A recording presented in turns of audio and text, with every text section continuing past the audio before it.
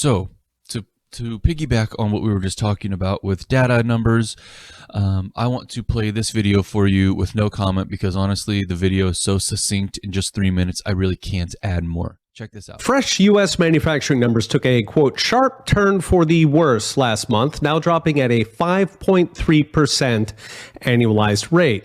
That matches last year's lows, and both are the worst since the 2008 crisis and, of course, the COVID lockdowns. In fact, this now marks the 8th straight month of contraction in manufacturing, also the worst since 2008. In the latest numbers, both production and employment declined, while new orders, which is a canary in the coal mine in manufacturing, collapsed.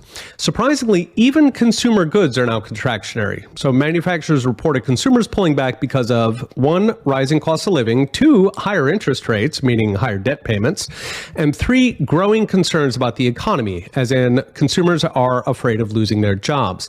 Finally, pricing power flopped in the new survey, which normally would be cause for celebration in this inflationary age, but in this case, it is companies purging inventory, selling it at whatever price they can get in preparation for a collapse in sales. In fact, sliding manufacturing is now a worldwide phenomenon as contraction in the US and Europe spreads to Asian exporters. Europe's most recent PMI came in even worse than the US, while Europe's year-on-year industrial production is at a 4% drop. Both also the worst since both 2008 and the lockdowns. Of all of the major countries at this point, only China is in positive territory, and just barely.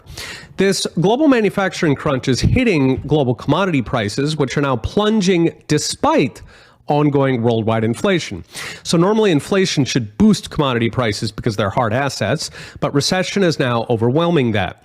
As a whole, commodities are down 12% on the year, while industrial commodities, which are more sensitive to recession, are down 14%. Oil, which is very sensitive to recession, is down 39%. So what is next? I'd expect a continued drop in goods prices as companies liquidate inventory while workers give up on raises for fear of finding another job. The next domino to fall will be services as cost of living, debt, and jobs all hit demand for everything from haircuts to construction. If that too falls, at that point, expect the long-promised drop in core inflation, but not because they fixed inflation, rather because they finally killed the economy. Biden's handlers will no doubt take a victory lap, either because they don't know or they don't care that inflation is being squeezed out of the American people and paid in blood.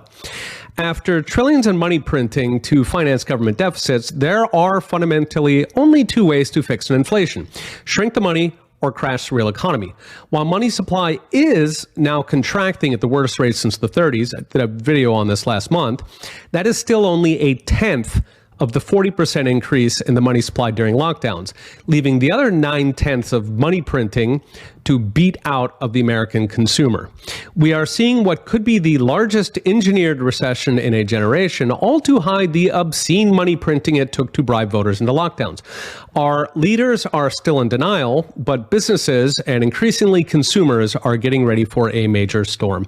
Okay, we'll be watching. So, like I said, what more can I really add to that? I just want to break down a few points of what he said there. Well, all those data points that he said in the first half of that video that are falling apart, what he was saying was that is the foundational, those are the foundational metrics of a global economy. The amount of manufacturing orders. You know, you drive through the industrial part of town where there's those big, corrugated buildings or whatever made out of aluminum and whatnot, and they're building massive machines and all that stuff.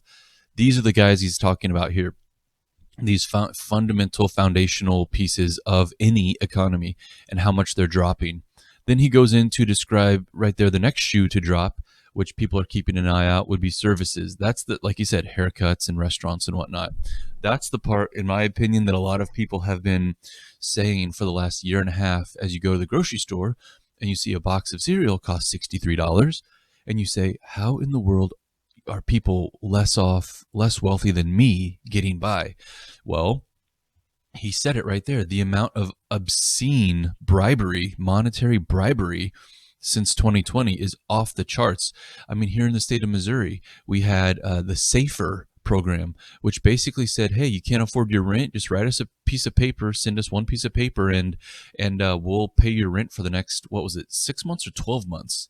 And that program just ended like 3 or 4 months ago, 2.5 years after COVID, and that program just finally ended.